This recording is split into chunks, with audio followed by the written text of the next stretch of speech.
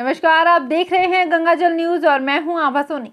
राजस्थान सरकार ने लॉकडाउन 4.0 लागू होने से पूर्व ही कुछ और दुकानें खोलने की स्वीकृति जारी की है। इससे आमजन को काफी राहत मिलने की उम्मीद है। सबसे बड़ी राहत मिठाई की दुकानें खुलने से मिलेगी। मिठाई के शौकीन लोग जो करीब 50 दिनों से मिठाई चख तक नहीं सके हैं, उनके लिए ये मुंह का स्वाद बदलने वाली खबर है।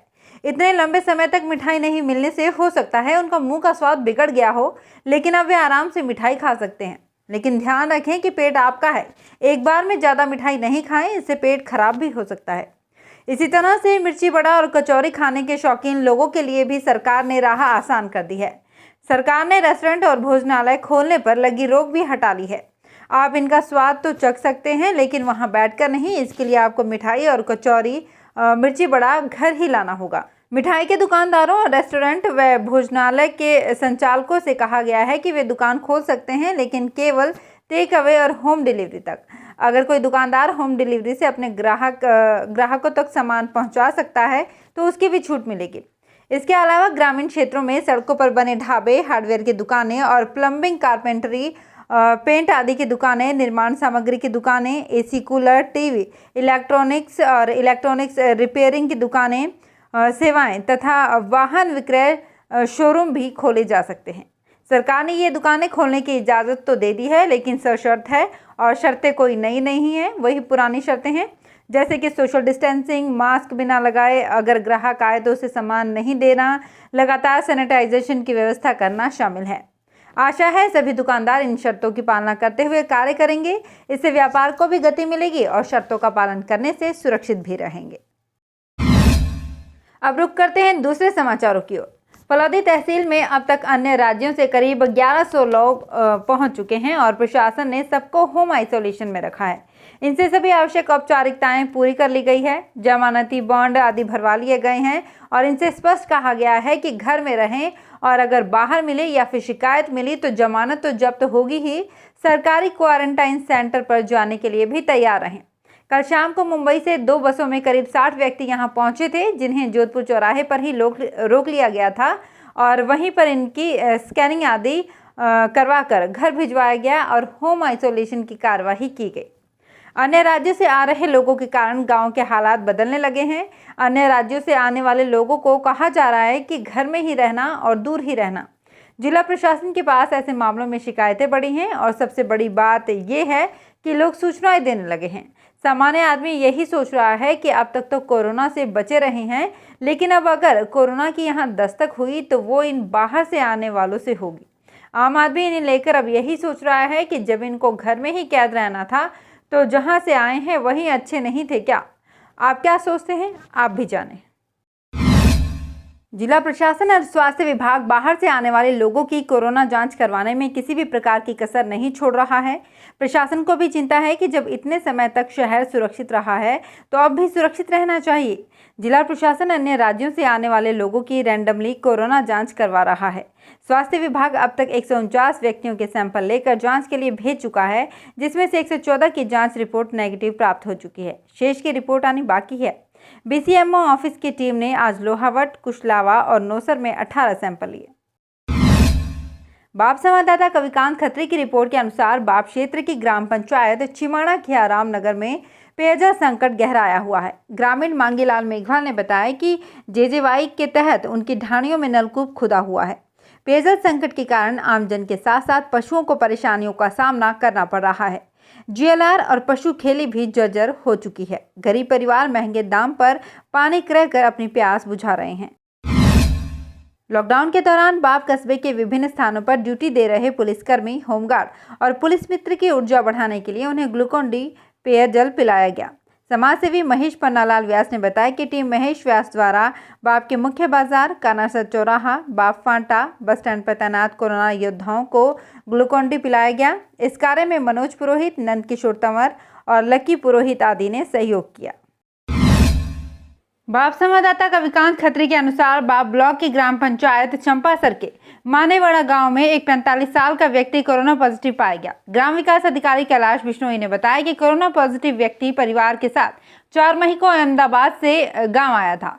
12 मई को इसके सैंपल लिए गए थे और 13 मई को रिपोर्ट पॉजिटिव आई। कोरोना पॉजिटिव रिपोर्ट आने के बाद पूरे गाँव को सैनिटाइज किया गया। एडीएम फलौदी हाकिम खान, एसडीएम महावीर सिंह राठौड़, विकास अधिकारी धनदान और घंटियावाली नायब तहसीलदार Ramzan Khan, block CMO doctor Daulal Chauhan और भोजासर थानाधिकारी मनोहर बिश्नोई, ग्राम नोडल अधिकारी अशोक पवार सहित अन्य अधिकारी आज मानेवाड़ा पहुंचे। एसडीएम ने प्रतिबंधित क्षेत्र घोषित कर दिया है। मानेवाड़ा में प्रवेश और निकासी के सभी रास्तों को बैरिकेडिंग से ब्लॉक कर दिया गया है और एक रास्ता खुला रखा है। आज जोधपुर से आई टीम ने पॉजिटिव व्यक्ति के परिवार के सदस्यों सहित कुल 6 लोगों के सैंपल लिए, जिनकी रिपोर्ट शुक्रवार को आएगी। ग्राम पंचायत बारू का पुराना वार्ड नंबर 8 तथा वर्तमान में वार्ड नंबर 5 ब्राह्मणों के वास में बने JLR जनता दल योजना के तहत 11 वर्ष पूर्व बने थे।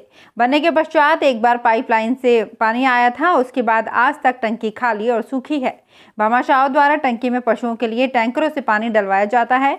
जलदाय विभाग के अधिकारियों को कई बार बताया गया, लेकिन समस्या का समाधान नहीं हुआ। पुरानी पाइपलाइन टूट चुकी थी और नई पाइपलाइन का बजट भी पास हो चुके हैं।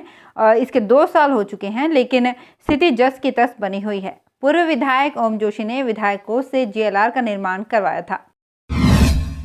पोखरण संवाददाता गणपत गर्ग के अनुसार पोखरण क्षेत्र के खेतोलाई गांव में ऊंटों में मौसमी बीमारी, खुजली आदि की रोकथाम के लिए टीके और दवाइयां उपलब्ध करवाई गई है। क्लस्टर कोऑर्डिनेटर नगेंद्र माथुर ने बताया कि इस समय ऊंटों में खुजली की बीमारी फैल रही है। पशुओं में होने वाली बीमारी और उपचार के लिए पशुपालकों को जागरूक किया गया। राज्य सरकार व उर्मूल ट्रस्ट के सहयोग से पशुपालकों को आवश्यक दवाइयां और टीके उपलब्ध करवाए गए हैं। इस अवसर पर गणपत राम गर्ग, ऊंट पालक रामस्वरूप बिश्नोई, महिपाल भागीरथ और सुखराम बिश्नोई आदि उपस्थित रहे। लॉकडाउन के समय में बच्चों की पढ़ाई का तरीका बदल गया है। बालिका शिक्षा कार्यक्रम के तहत राजकीय उच्च माध्यमिक विद्यालय रडका बेरा की बालिकाओं और उनके अभिभावकों से लगातार मोबाइल के माध्यम से जुड़ी रहकर कार्यकर्ता अंजना व्यास द्वारा सकारात्मक प्रयास किए जा रहे हैं। रूम टू रीड की कार्यकर्ता अंजना व्यास बालिकाओं के साथ मोबाइल के माध्यम से लगातार जुड़ी रहती हैं और उनका मार्गदर्शन करती हैं। बालिकाओं की पढ़ाई खराब ना हो, इसके लिए व्हाट्सएप ग्रुप बनाया गया है। इसके माध्यम से बालिकाओं को ऑनलाइन प्रत्येक विषय के बारे में जानकारी दी जाती है। प्रधानाचार्य स्वरूपा राम बालिकाओं को नोट्स उपलब्ध करवा रहे हैं। इससे बालिकाएं घर में रहते हुए ही आगे की पढ़ाई कर रही हैं। अंजना व्यास ने बताया कि हमारे कार्यक्रम से जुड़ी सभी बालिकाओं के साथ सभी कार्यस्थलों मोरिया, मुखेरी, छीला, फलौदी और लोहावट में कार्यरत सभी SM द्वारा किया जा रहा है। प्रधानाचार्य पद पर पदोन्नति में संख्यात्मक अनुपात लागू करने के लिए आज राजस्थान शिक्षा सेवा प्राध्यापक संघ ब्लॉक बाप के अध्यक्ष दुष्यंत सिंह राठौड़ और व्याख्याता देवीलाल आदि ने SDM बाप को ज्ञापन सौंपा। शिवानदी नाड़ी विजयनगर ननियों के पास ढाबे के ऊपर से 33 kV लाइन बिछी हुई है। दुकान मालिक का कहना है कि कई बार ढाबे के अंदर करंट आना शुरू हो जाता है, जिससे जान पर खतरा बन जाता है। डिस्कॉम के अधिकारी को कई बार सूचित किया गया, लेकिन कोई सुनवाई नहीं हुई। सांवरी क्षेत्र में टिड्डी दल की दस्तक से किसान सकते में आ गए हैं। टिड्डियों ने कुछ खेतों में डेरा डाल लिया है। किसान ओम प्रकाश कुमावत ने बताया कि दोपहर बाद देचू की तरफ से आए टिड्डी दल खेत में उतर गया और फसलों को चट करने में लगा है।